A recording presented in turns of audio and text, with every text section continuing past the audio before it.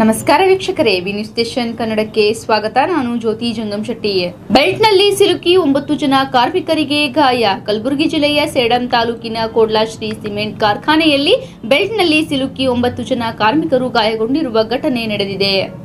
Material ಸಾಗಿಸುವ belt cut ಆಗಿ ಬೆಲ್ಟ್ನಲ್ಲಿ ಸಿಲುಕಿ 9 ಜನರಿಗೆ ಗಾಯವಾಗಿದ್ದು, ಅದರಲ್ಲಿ 5 ಜನರಿಗೆ ಗಂಭೀರ ಗಾಯಗಳಾಗಿವೆ.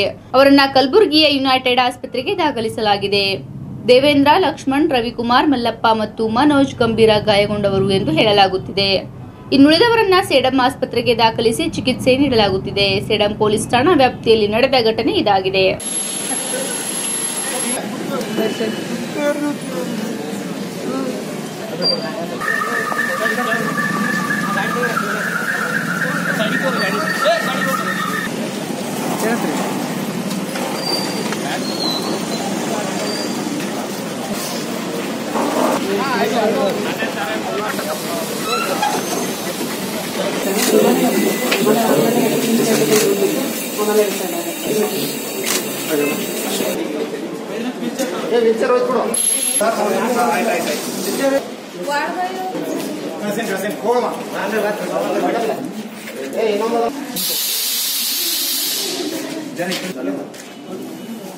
ಎಷ್ಟು ಜನ ಹೇಗಿರಿ ಸರ್? ನಾವು ಒಟ್ಟು 9 ಜನ ಇದ್ದೆವು.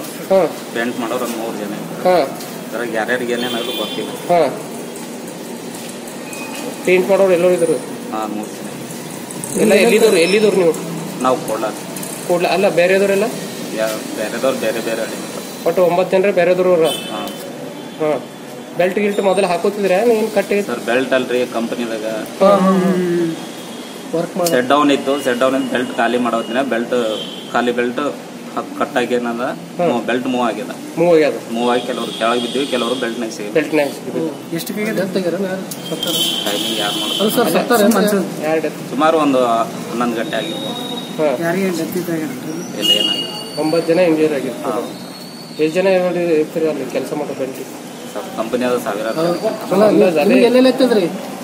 ಕೆಲವ್ರಿಗೆ ಕಾಲಿಗತ್ತವ, ಕಾಲು ಮುರಿದವ. ನಮಗೆ ಕಾಲಿಗತ್ತಿದ, ಕೈ ಹೇಳಲ್ದು, ಕಾಲು ಹೇಳಲ್ದು. ಇನ್ನು ನಮ್ಮ ಜೊತೆಗಿರೋರು ಎಲ್ಲಾರು ನಮಗೂ ಗೊತ್ತಿಲ್ಲ. ಇಲ್ಲೇ ಇಬ್ಬರು ಕಾಣಕತ್ತಾರ. ನಾನು ಅದೇ ಬೇರೆಯವ್ರಿಗೆ ಹೇಳಕತ್ತೇನೆ. ಇಲ್ಲಾರ ಇಲ್ಲ ಸರ್, ಡೈರೆಕ್ಟ್ ಇಲ್ಲಿಗೆ ಏನು ಆಗಿಲ್ಲ. ನಿಮ್ಮ ಹೆಸರು? ನಮ್ಮ ಹೆಸರು ರವಿಕುಮಾರ್.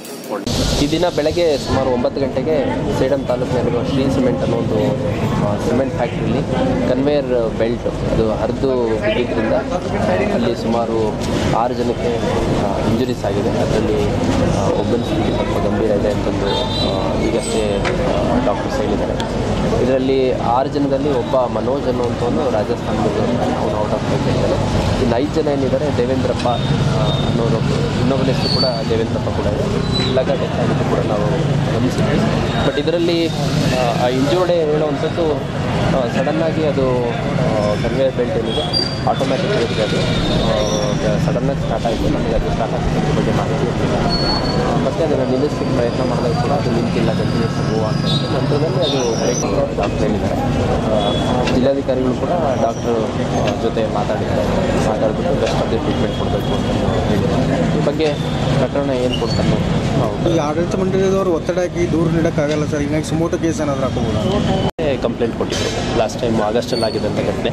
ಹಾಗಾಗಿ ಸೋಮೋಟೋ ಮಾಡೋ ಅವಶ್ಯಕತೆ ಬೀಳಲ್ಲ. ಅಂದರೆ ನಾವು ಪೊಲೀಸರು ಮಾಡೋ ಅವಶ್ಯಕತೆ ಬೀಳಲ್ಲ.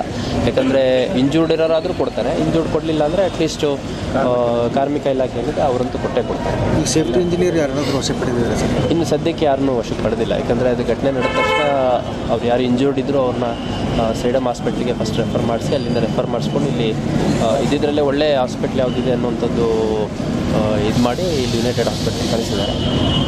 ಹಂಗಾಗಿ ಇನ್ನೂ ವಶಕ್ಕೆ ಪಡೆಯುವಂಥದ್ದು ಪ್ರಕರಣ ಅದೆಲ್ಲ ಇನ್ನೂ ಪ್ರೋಸೆಸ್ ನಡೆದಿಲ್ಲ. ಬಟ್ ಅಲ್ಲಿ ಸ್ಥಳದಲ್ಲಿ ನಮ್ಮ ಅಧಿಕಾರಿಗಳು ಯಾರಿದ್ರಲ್ಲಿ ನಮ್ಮ ಶಾಬಾ DSP ಅವರು ಇನ್ಚಾರ್ಜ್ ಚಿಂಚೋಳಿ DSP ಇದ್ದಾರೆ, ಅವರು ಮತ್ತು ಸುಮಾರು ಜನ ನಮ್ಮ ಅಧಿಕಾರಿ ಸಿಬ್ಬಂದಿಗಳು ಸ್ಥಳದಲ್ಲಿದ್ದಾರೆ.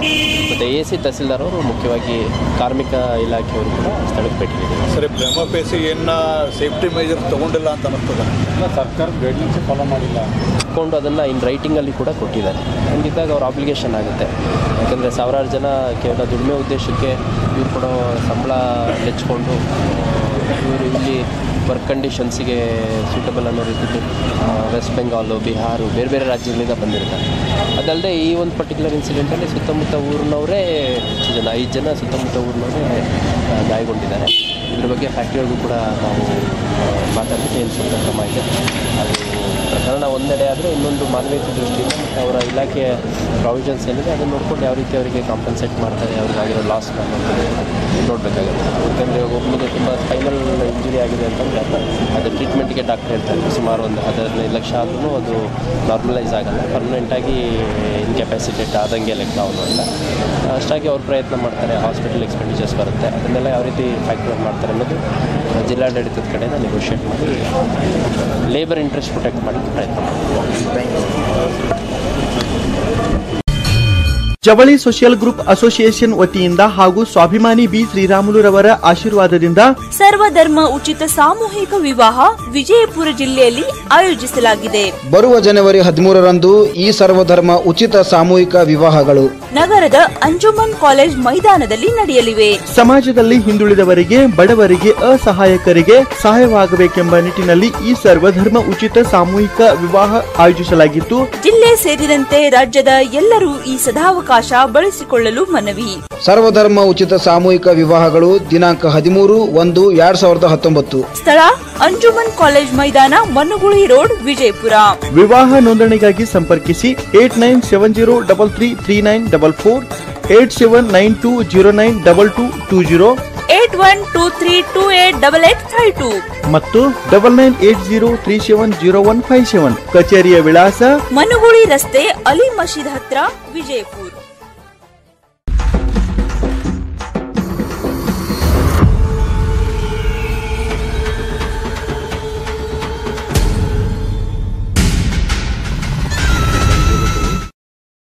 ನಿರಂತರ ಸುದ್ದಿಗಾಗಿ ನೋಡ್ತಾ ಇರಿ B News Nation Kannada. B News Nation Kannada latest ನ್ಯೂಸ್ಗಳನ್ನು ನಿಮ್ಮ ಮೊಬೈಲಿನಲ್ಲಿ ನೋಡಲು ಯೂಟ್ಯೂಬ್ನಲ್ಲಿ ಬಿ ನ್ಯೂಸ್ ನೇಷನ್ ಕನ್ನಡ ಎಂದು ಟೈಪ್ ಮಾಡಿ, ಸಬ್ಸ್ಕ್ರೈಬ್ ಮಾಡಿ, ಬೆಲ್ ಐಕಾನ್ ಪ್ರೆಸ್ ಮಾಡುವುದರ ಮೂಲಕ ಲೇಟೆಸ್ಟ್ ನ್ಯೂಸ್ಗಳನ್ನು ನೋಡಬಹುದು.